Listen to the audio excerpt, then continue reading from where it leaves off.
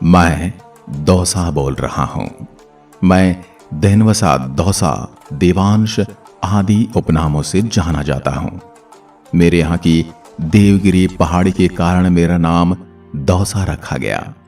मैं दौसा अगर मेरे क्षेत्रफल की बात करूं तो मैं 3432 वर्ग किलोमीटर की परिधि में फैला हुआ हूं।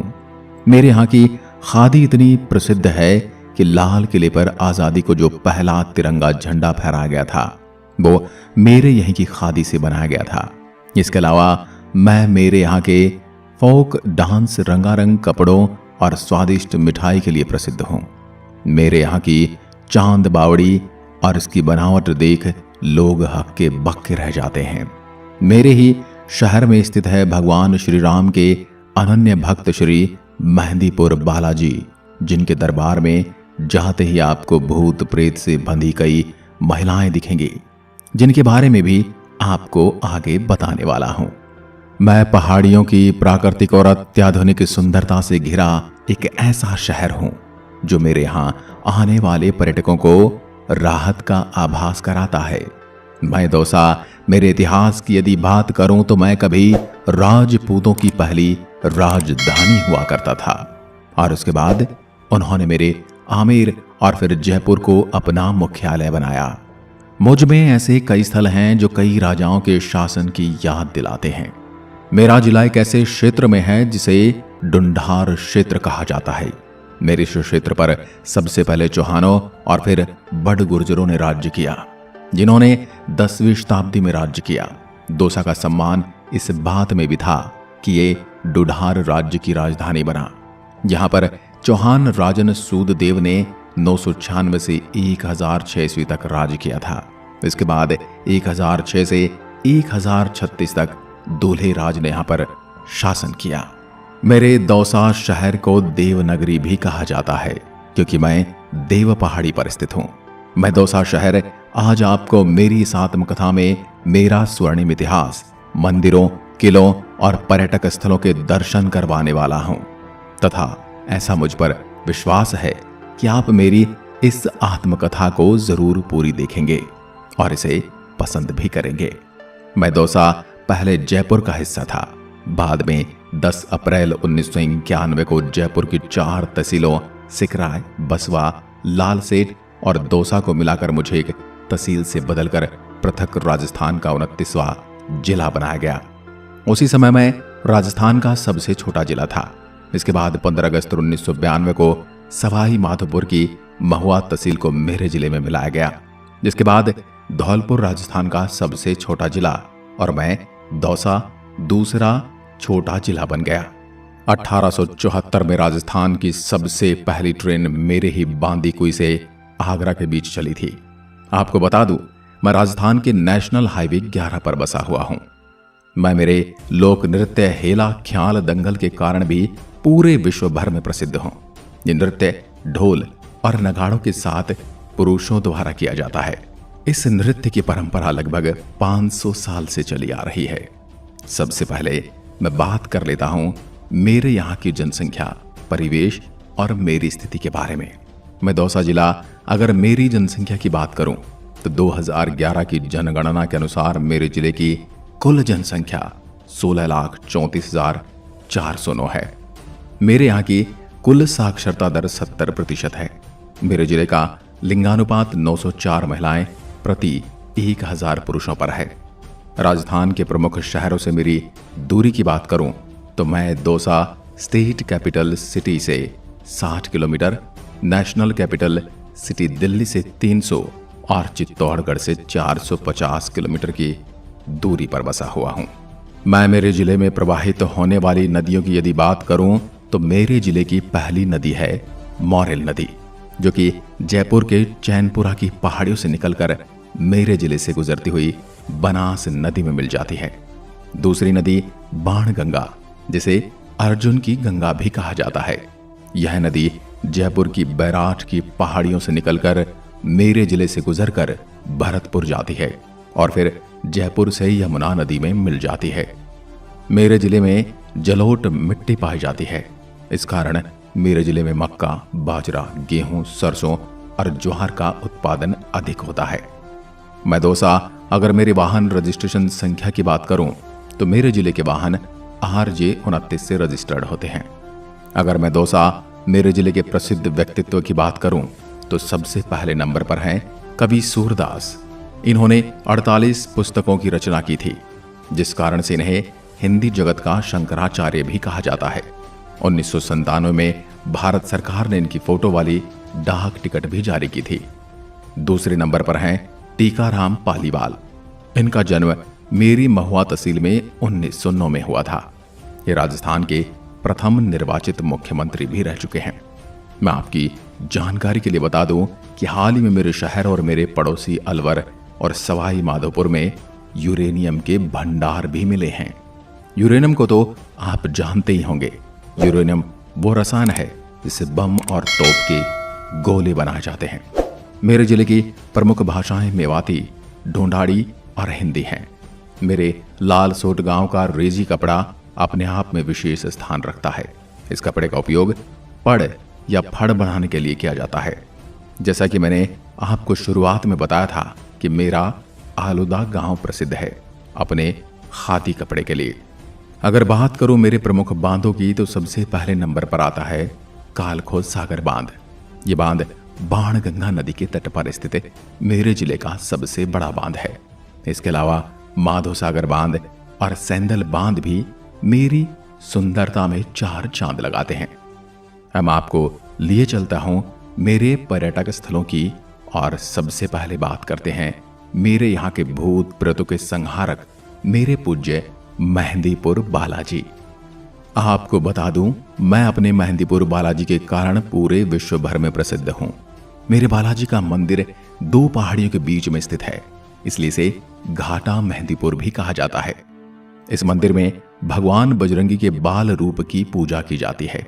मेरे बालाजी के मंदिर में भूत प्रेतों से लोगों को शांति मिलती है। मंदिर में आने वाले भक्त मेरे भगवान बजरंगी को लड्डू का भोग लगाते हैं और भैरव बाबा को उड़द की दाल और चावल चढ़ाते हैं। इस साल चैत्र सुदी पूर्णिमा को हनुमान जयंती के शुभ अवसर पर मेहंदीपुर मेले के रंग में रंग जाता है। इस मेले में अड़ोस पड़ोस के जिलों से लेकर दूर दूर से लाखों श्रद्धालु आते हैं। इस मेले को देखकर मैं खुशी से झूम उठता हूं। अब मैं आपको लिए चलता हूं मेरी ऐतिहासिक चांद बावड़ी। यह बावड़ी राजस्थान की सबसे पुरानी बावड़ी है।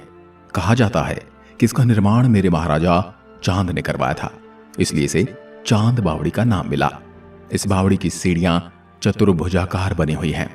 दुनिया की सबसे गहरी यह बावड़ी चारों ओर से लगभग 35 मीटर चौड़ी है तथा इस बावड़ी के ऊपर से नीचे तक पक्की सीढ़ियां बनी हुई हैं, जिससे पानी का स्तर चाहे कितना ही हो आसानी से जल भरा जा सकता है। 13 मंजिल की यह बावड़ी 100 फीट से भी ज्यादा गहरी है। इसमें भूल भुलैया के रूप में 3500 सीढ़ियां अनुमानित हैं। इसे इतना गहरा इसलिए बनाया गया, यदि कोई वस्तु गिर भी जाए तो उसे वापस पाना असंभव है। चांद बावड़ी एक ऐसा कुआं है जो मेरे यहां आने वाले पर्यटकों को अपनी ओर बेहद आकर्षित करता है। अगर आप एक वास्तुशिल्प प्रेमी हैं तो आपको मेरी इस जगह की यात्रा के लिए जरूर आना चाहिए। चांद बावड़ी में एक समान कई सारी सीढ़ियां बनी हैं जो यहां आने वाले पर्यटकों को भ्रमित कर देती हैं। आपको बता दूं कि मेरे जिले के भांडारेज गांव में भांडारेज की बावड़ी भी है। इसके अतिरिक्त मेरे आलूदा गांव में बाबुनिया की बावड़ी भी मेरे आकर्षण के केंद्र हैं। इतिहास के पन्नों को पढ़ने पर यह पता चला है कि मेरी तीनों बावड़ियां एक दूसरी सुरंगों से जुड़ी हैं। अब आपको मैं लिए चलता हूं मेरी देवी हर्षत माता मंदिर। मेरी आभानेरी की चांद बावड़ी के पास ही मेरी हर्षत माता का मंदिर है। इस मंदिर में मेरी देवी हर्षत मां की मुस्कुराती हुई प्रतिमा है जो भक्तों को हमेशा खुशहाल रहने का आशीर्वाद देती है। माता का मंदिर प्रतिहार कालीन मंदिर है जिसे महामारू शैली में बनाया गया है। यह मंदिर स्थानीय देवी हर्षत को समर्पित है। आपको बता दूं कि पुराने समय में इस मंदिर ने कई प्रकोपों का सामना किया है। इस मंदिर को इस्लामिक शासकों द्वारा नष्ट कर दिया गया था। अब यहाँ पर सिर्फ खंडहर ही बचे हैं। यहाँ पर आप एक भव्य खुले आंगन में स्तंभों और दीवारों पर नक्काशी के साथ अद्भुत मूर्तियां देख सकते हैं। इस मंदिर की वर्तमान सुंदरता देखकर कोई भी पुराने समय में मंदिर की महिमा का अंदाजा लगा सकता है। आपको बता दूं कि मंदिर यहां आने वाले पर्यटकों को बिल्कुल निराश नहीं करता। मंदिर और इसके आसपास की प्राकृतिक सुंदरता देखकर कोई भी मंत्र मुग्ध हो सकता है। अगर आप मेरे जिले की यात्रा करने के लिए आ रहे हैं तो आपको हर्षित माता मंदिर के दर्शन करने के लिए अवश्य जाना चाहिए। अब चलते हैं मेरे किले की ओर। दौसा का किला मेरे देवगिरी की पहाड़ी पर बना मेरे आकर्षण का मुख्य केंद्र है। मेरे इस किले का निर्माण बड़े गुर्जरों ने करवाया था, लेकिन जब दुल्हे राय ने मुझ पर अधिकार कर लिया तो मेरे किले पर भी पूर्णतः कछवाहा वंश का आधिपत्य हो गया। आमेर के मिर्जा राजा जयसिंह का जन्म, शिक्षा और प्रशिक्षण मेरे ही दुर्ग में हुआ था। आप यदि मेरे दौसा की सैर करने आ रहे हैं तो इस किले पर अवश्य जाएं। अब आता है माधवगढ़ का किला। मेरा यह किला भी प्रमुख पर्यटन स्थलों में से एक है। इस किले का निर्माण जयपुर के राजा माधव सिंह द्वारा करवाया गया था। यह किला सुंदर फूलों के खेतों की पृष्ठभूमि में एक पहाड़ी की चोटी पर स्थित है, जो इसे और भी सुंदर और आकर्षक किला बनाते हैं। आपको बता दूं, इस प्राचीन किले को अब एक शाही होटल में बदल दिया गया है। यह होटल यहाँ आने वाले पर्यटकों को एक सुंदर आवास प्रदान करता है। यह किला अपने भव्य केंद्रीय प्रांगण के साथ एक प्रमुख आकर्षण का केंद्र है। इसके अलावा इस किले की छतें भी बहुत ही आकर्षक नजर आती हैं और सभी का ध्यान अपनी ओर खींचती हैं। इसके अलावा भंडारेज मेरे जिले का एक प्रमुख आकर्षण स्थल है। जयपुर से लगभग 65 किलोमीटर दूर जयपुर आगरा राजमार्ग पर स्थित है। आपको बता दूं, यह भंडारेज मेरे शहर से लगभग 10 किलोमीटर दूर है।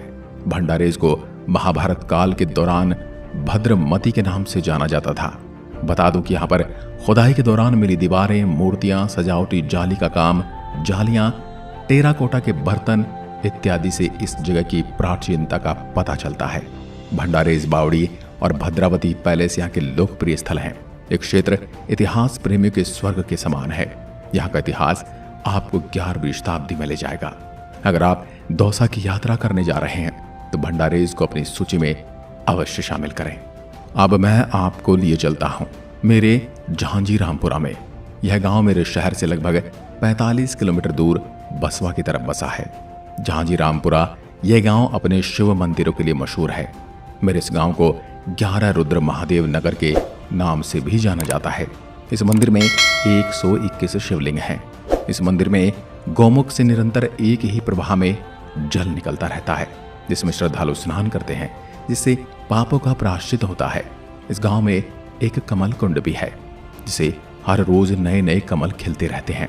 वहीं इस गांव में राणा सांगा का चबूतरा भी बना है, जिसके बारे में कहा जाता है कि राणा सांगा ने खानवा के युद्ध में पराजित होने पर स्थान पर रहकर अपना इलाज करवाया था। इनके अलावा आप मेरे नीलकंठ महादेव के दर्शन भी कर सकते हैं, जो एक पहाड़ी पर मौजूद है।